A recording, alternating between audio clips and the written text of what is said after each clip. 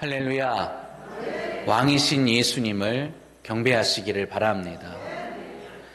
2022년 9월 8일 세계인들의 이목을 집중시키는 일이 있었습니다. 바로 영국의 찰스 3세가 영연방의 왕으로 즉위한 일이었습니다. 그는 1948년 출생하였고 5살 되던 해에 영국 왕실의 왕세자로 책봉됩니다. 그는 그의 어머니인 엘리자베스 2세의 뒤를 이어서 왕이 되어야 했기 때문에 그 어린 나이에서부터 철저한 왕실 교육을 받았다고 알려져 있습니다. 그러나 어머니인 엘리자베스 2세가 워낙 정치적인 수완이 좋고 또 국민들의 지지를 전폭적으로 받는 덕망 있는 지도자였기 때문에 그녀가 죽을 때까지 무려 70년이라는 세월 동안 왕세자로 살아야만 했습니다. 결국 75세가 되던 해 2022년이죠. 어머니인 엘리자베스 2세가 서거한 뒤에야 왕이 되었는데 어머니에 비해서 여러 가지 좋지 못한 품행이나 능력 때문인지 그가 왕이 되는 것이 크게 환영받지 못했다고 합니다. 실제로 그의 즉위식이 열리던 때에 나라 곳곳에서는 시위가 있기도 했었고요. 영국 국민 중에 왕실을 계속해서 존속시키고 또 군주제를 계속해야 한다는 그런 군주제에 찬성하는 사람들이 점점 줄어들기도 했습니다. 즉위식에는 1,000억이 넘는 돈을 사용하면서도 영국 국민들 중 일부는 아주 기본적이고 기초적인 생활조차 버거울 정도로 필수품이 부족하고 먹을 것이 부족한 그런 어려운 상황에 처해 있음을 비판하는 사람들도 많이 있었습니다. 왕의 자리에 오르느냐, 오르지 못하느냐는 사실 중요한 것이 아닙니다. 그가 정말 왕이 되었을 때에 온 국민으로부터 왕으로 인정을 받느냐, 왕으로 마땅히 받아야 할 존경을 받느냐, 그것이 중요하다 할 수 있습니다. 그렇지 못한다고 한다면 그저 이름뿐인 왕이 되는 것이겠죠. 그저 그냥 여느 연예인과 다를 바 없이 왕실에서 그냥 소꿉놀이나 연기나 하는 것과 같은 삶을 살 수밖에 없는 것입니다. 오늘 본문 말씀은 예수님과 당시 유대를 다스리고 있던 로마의 총독 빌라도가 나눈 대화입니다. 오늘이 올해 교회력의 마지막이죠. 이제 대림절이 시작되면 정말로 연말이 다가오게 됩니다. 다음 주면 12월입니다. 벌써 그렇게 됐습니다. 제가 이 강단에서 처음 성도님들과 함께 인사를 나누던 때가 왕이신 그리스도 주일 수요일이었죠. 1년이 딱 지났습니다. 한 해가 저물어가고 있다는 말이죠. 예수님의 공생의 사역도 이제 저물어가고 있습니다. 예수님의 발걸음이 이제 몇 걸음 남지 않았어요. 지금 우리가 말씀을 받은 이 빌라도와의 신문, 바로 뒤에 예수님은 로마 군인에게 넘겨져서 채찍질과 모진 고문과 모욕을 당하시고 십자가에 세워진 골고다 언덕으로 향하시게 됩니다. 실제로 예수님의 삶이 얼마 남지 않은 것이죠. 그러나 아직 희망은 남았습니다. 때는 6월절을 앞두고 있었던 때였고 유대인의 명절을 맞이하여서 죄를 사면해 주는 전통이 총독에게 있었기 때문입니다. 우리나라 해방을 기념하는 광복절이 되면 항상 그 죄를 사면해 주는 그러한 일들이 있고는 하는데 6월절도 어찌 보면 이 유대인들의 광복절에 해당하는 날이기 때문에 비슷하고 유사한 전통이 있었던 것 같습니다. 더군다나 마태복음을 보면 본문에 있는 말씀과 병행하는 마태복음의 말씀을 읽어보면 빌라도의 아내가 빌라도에게 말을 하죠. 내가 지난밤 꿈을 꿨는데 바로 저 예수라는 사람 때문에 내가 정말 힘들었습니다. 내가 고민이 많았습니다. 마음이 힘들었어요. 그러니까 저 사람의 일에 깊이 관여하지 말고 그냥 순리대로 일을 처리하세요. 권면을 하죠. 이러한 상황 가운데서 어찌어찌 잘하면 예수님이 죄가 없으신 것이 증명되어 풀려날 수도 있었을 것입니다. 그리고 그 중요한 순간의 시작은 바로 오늘 우리가 읽은 말씀 빌라도의 질문으로 시작을 하는 것이죠. 오늘 본문 말씀 18장 33절 말씀입니다. 이에 빌라도가 다시 관정에 들어가 예수를 불러 이르되 내가 유대인의 왕이냐. 빌라도의 이 질문은 예수님의 생각을 묻는 것이었습니다. 예수님을 빌라도 앞으로 데려와 고발한 대제사장의 사주를 받은 많은 사람들의 주장은 어떤 것이었습니까? 이 예수가 자신을 일컬어서 유대인의 왕이라고 주장했다는 것이에요. 빌라도는 그래서 예수님에게 그 혐의에 대해서 묻고 있는 것입니다. 저 사람들이 네가 유대인의 왕이라고 주장하였다고 고발을 하였는데 그 말이 사실이냐? 이렇게 묻고 있는 것이죠. 유대인의 왕이 무엇이길래 빌라도가 이토록 다시 한번 신중하게 예수님에게 묻는 것일까요? 유대인의 왕이라는 표현은 예수님이 이 땅에 오시기 한 100여 년 전쯤에 유대 땅에 있었던 그 유대인들이 세웠던 하스몬 왕조라는 가문에 의해서 만들어진 표현입니다. 하스몬 왕조에서는 대제사장에게 유대인의 왕이라는 칭호를 주었지요. 대제사장인데 왕이라는 칭호를 주었다는 것이 특이하죠.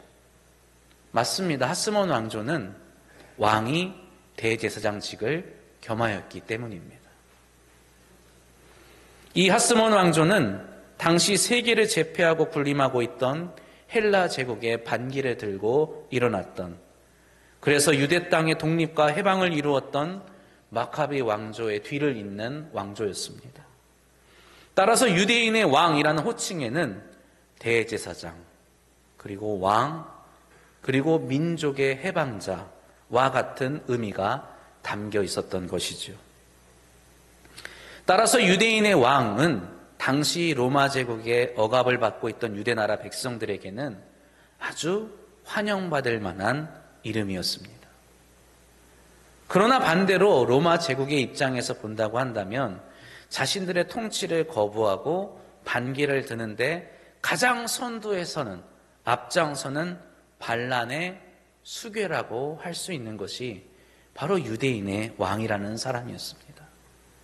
결국 빌라도가 예수님에게 네가 유대인의 왕이라고 묻는 것은, 이 질문의 의미는 너가 정말 로마에 대해서 반란을 꾀하고 있느냐, 너가 정말 로마 제국의 적이냐, 이렇게 묻는 것이겠죠. 그리고 이 질문에 긍정적으로 대답하여 인정한다면 기꺼이 반란죄로 십자가에 달려 죽임을 당할 수밖에 없었던 것입니다. 사실 빌라도는 예수님에게 네가 유대인의 왕이냐라고 물을 이유가 없었어요. 그럴 필요도 없었지요. 당시의 시대적인 상황을 한번 보면 많은 사람들이, 수많은 사람들이 내가 유대인의 왕이다, 내가 메시아다 라고 자처하며 로마 제국에 반대하여 싸웠기 때문입니다. 예수님만 메시아로 알려진 것이 아니었어요. 그 당시 그 땅에는 내가 메시아다, 내가 유대인을 해방시키는 유대인의 왕이다 라고 자처하며 많은 사람들이 등장했기 때문입니다. 예수님께서 십자가에 달려 죽으실 때 양옆에 강도 둘이 있었다, 그들도 십자가에 달려 죽었다라고 성경이 기록하고 있죠. 그들은 단순히 다른 사람의 물건을 훔치는 그런 범죄를 저지른 것이 아니었습니다. 절도범이 아니었어요. 그들은 로마의 부대나 로마의 관정, 이러한 곳을 쳐들어가서 그들의 것을 빼앗아다가 자신의 동족들에게 나누어주는 그런 일들을 하는, 우리 표현을 빌리자면 의적과 같은 그런 활동을 하는 그런 사람들이었죠. 그래서 유대인들에게는 그들이 의적으로 불렸지만 로마 사람들에게는 이 사람들이 곧 반란자였고 강도들이었다는 것이죠. 그래서 그들은 반란을 꾀하는 사람들이나 당하는 십자가의 형벌을 당하는 신세가 된 것입니다. 빌라도에게 예수님은 그렇게 로마에 항거하여서 싸우고 훔치고 대항하는 많은 반역자 중에 한 사람, 그 이상도 그 이하도 아니었던 것이죠. 그래서 굳이 너가 유대인의 왕이냐? 라고 물을 필요 없이 그 혐의만 가지고도 기꺼이 예수님을 십자가에 매달아도 누구 하나 반박할 수 없었던 것이 그 시대의 현실이었어요.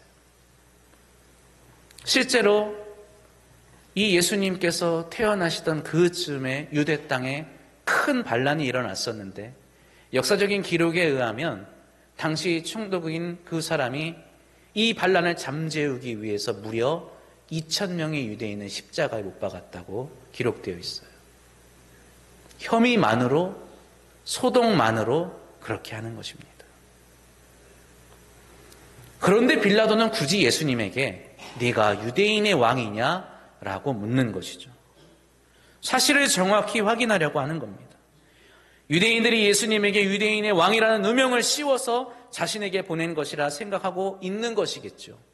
의심이 되니까, 자기도 그것을 인정할 수 없으니까 예수님에게 다시 한번 묻는 겁니다. 그래서 본인인 예수님의 입에서 어떠한 대답이 나오는지를 들으려고 하는 것입니다. 이렇게 들으면 빌라도가 대단히 공정한 사람처럼 들리겠지만 실제로 빌라도는 그런 사람이 아니라고 알려져 있습니다. 역사 속에 기록된 빌라도는 대단히 포악하고 불의한 사람으로 기록되어 있죠. 무참히 유대인을 학살해서 결국 로마 황제의 재판을 받고 총독직에서 물러난 사람입니다. 그런 빌라도가 예수님에게 이렇듯 공정해 보이는 재판을 하려 하는 이유는 그가 공정해서가 아니라 예수님에 대해서 어떠한 믿음도 기대도 없기 때문이에요. 예수님이 정말 유대인의 왕이라든지, 예수님이 정말 유대인의 메시아라든지 그러한 믿음이나 기대가 없었기 때문에 빌라도가 원하는 것은 오직 무엇입니까? 그냥 조용히 지나가는 겁니다. 조용히 지나가는 것. 이 사람이 여기까지 오게 된 이유가 어디에 있어요? 이 예수란 사람이 자기 앞까지 끌려온 이유가 어디에 있다고 그는 생각할까요? 대제사장과 서기관들이 이 예수를 위험한 사람이라고 생각했기 때문에, 자신들을 위협하는 존재라고 생각했기 때문에 고발했다고 빌라도는 생각을 합니다. 그 말을 뒤집어 보면 그만큼 위협이 될 정도로 예수님을 따르는 사람들이 어땠다? 많았다는 것을 의미하는 거예요. 당시 유대 땅에 대제사장, 서기관, 그리고 바리새인들, 또 여러 부류의 사람들과 또 예수님을 따르는 사람들이 각기 세력을 이루어서 갈등하고 있었다는 거죠. 이러한 갈등을 하는 사람들의 공통점이라고 한다면 무엇이었을까요? 하나님의 나라가 그 땅에 임하는 것입니다. 다른 말로 표현하면 유대의 나라가 로마로부터 독립하는 것이겠죠. 그리고 그 열망과 그 소망이 가장 뜨겁게 달아오를 때는 어느 때일까요? 유대의 나라가, 이스라엘이 애굽으로부터 독립하였던 6월절이겠죠. 이제 6월절을 앞두고 있는 거예요. 그래서 이러한 사람들끼리 충돌해서 나라에 무슨 소동이 일어날까 봐 염려하고 있기 때문에 빌라도가 원하는 것은 무엇이냐? 네가 유대인의 왕이건 메시아건 뭐건 나는 상관하지 않는다. 나는 그런 건 모르겠고 됐고 제발 오늘 내일 조용히 지나가자. 그러니까 너 그런 말 하지 마. 너 유대인의 왕이라고 말하지 마. 나는 바라지도 않아. 라고 말하는 거죠. 빌라도는 예수님이 유대인들을 구원할 만한 능력이 있다고 여기지 않았어요. 그에게 예수님은 그저 시골에서 온 풋내기, 어줍지 않은 사람으로 보였을 겁니다. 그런 그가 대제사장의 심기를 건드려서 누명을 쓰고 자신 앞에 서 있다고 생각한 것이죠.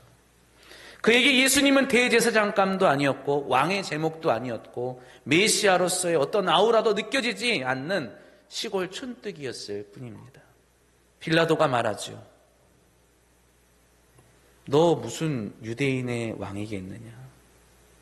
도대체 너 가야바하고 안나스에게 도대체 무슨 잘못을 저질렀기 때문에 이토록 큰 미움을 받아서 내 앞에 와 있냐? 한번 말해봐라.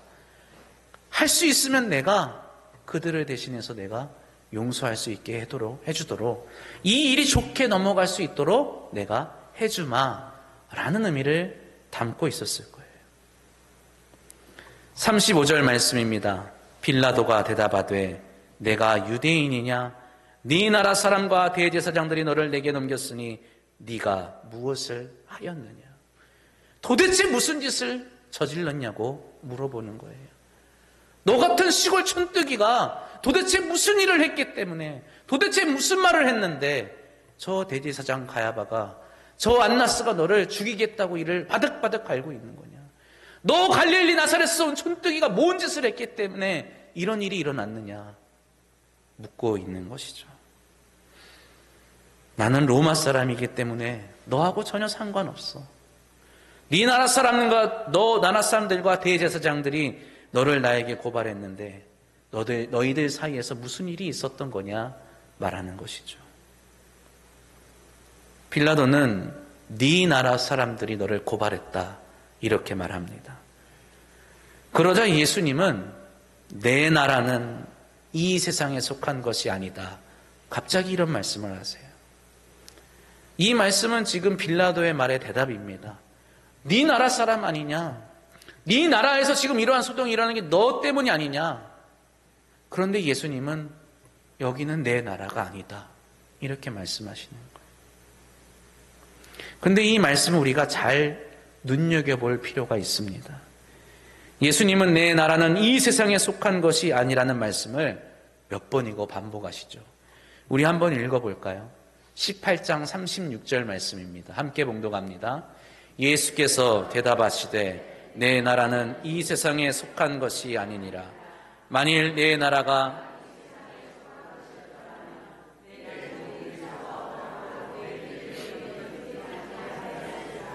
이제 내 나라는 여기에 속한 것이 아니니라. 아멘.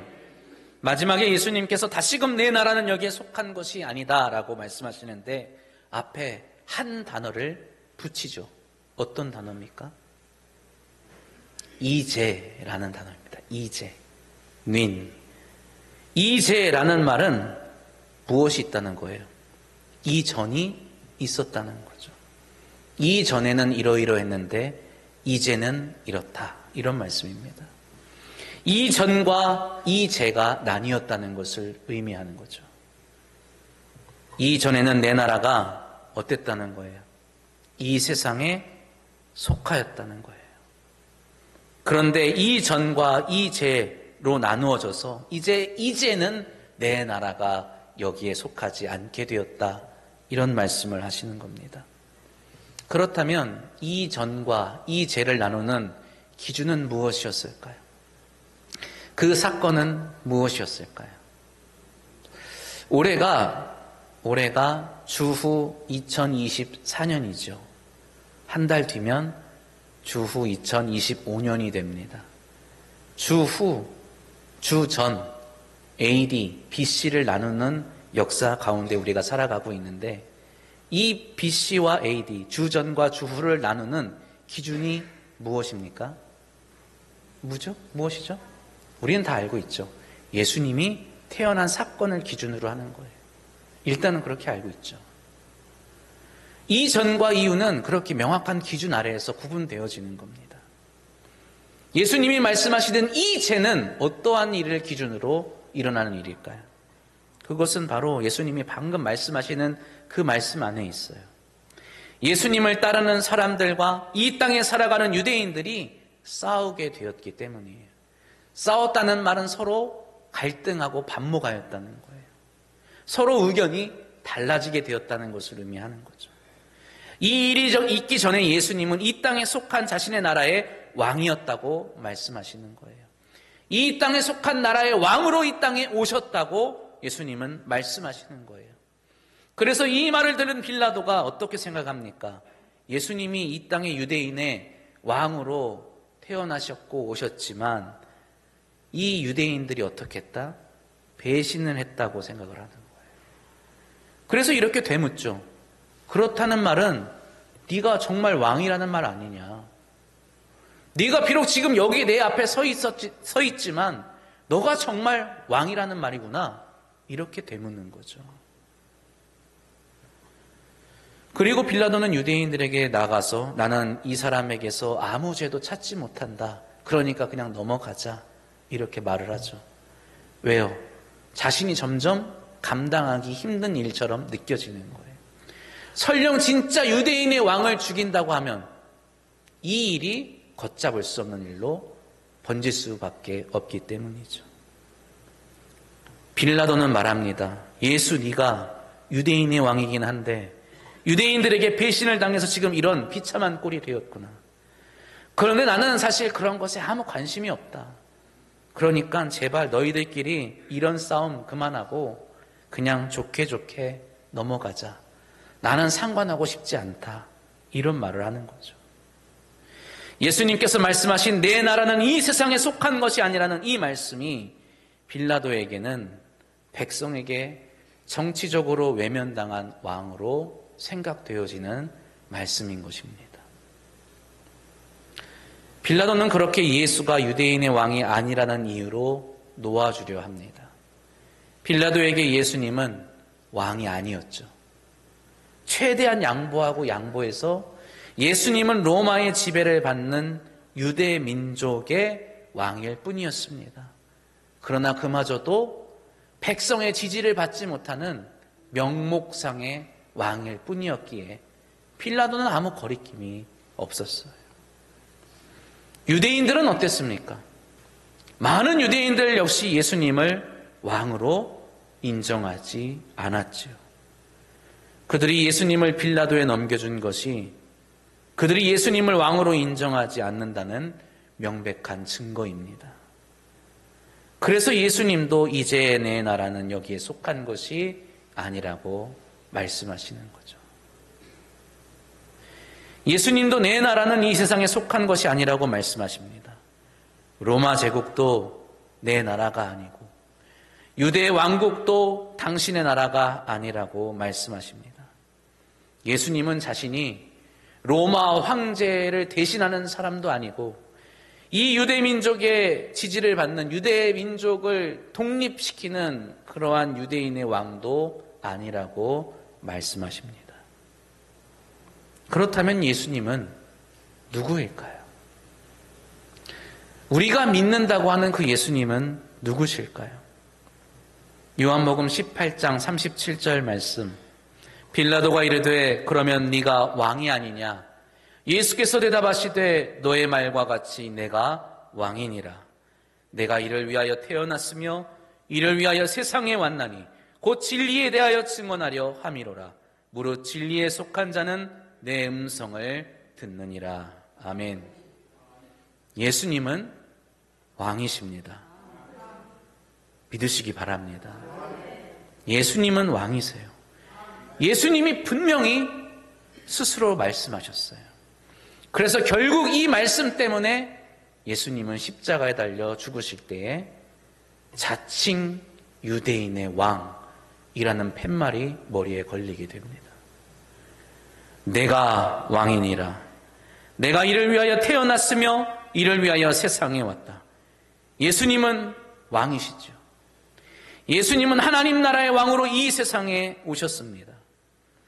그렇다면 우리가 예수님을 왕으로 고백해야겠죠. 적어도 우리는 예수님을 왕으로 고백하는 사람들로 이 자리에 있는 것입니다. 그렇다면 예수님이 다스리시는 하나님의 나라는 어디에 있을까요? 누가복음 17장 20절로 21절 말씀 우리 함께 봉독해 보겠습니다. 바리새인들이 하나님의 나라가 어느 때에 임하니까 묻거늘 예수께서 대답하여 이르시되 하나님의 나라는 볼 수 있게 임하는 것이 아니요 또 여기 있다 저기 있다고도 못하리니 하나님의 나라는 너희 안에 있느니라. 아멘. 바리새인들이 예수님에게 묻죠. 하나님의 나라가 어느 때 언제 옵니까? 예수님이 대답하십니다. 하나님의 나라는 어느 때에 오는 것이 아니다. 언제 온다고 말할 수 있는 것이 아니라는 거예요. 그럼 하나님의 나라가 어디에 있습니까? 하나님 나라는 여기에 있다 저기에 있다 라고 말할 수 있는 것이 아니다. 하나님의 나라를 어디에 있다고요? 하나님의 나라가 하늘에 있는 겁니까? 너희 안에 있느니라. 내 안에 있는 것입니다. 무슨 말이에요?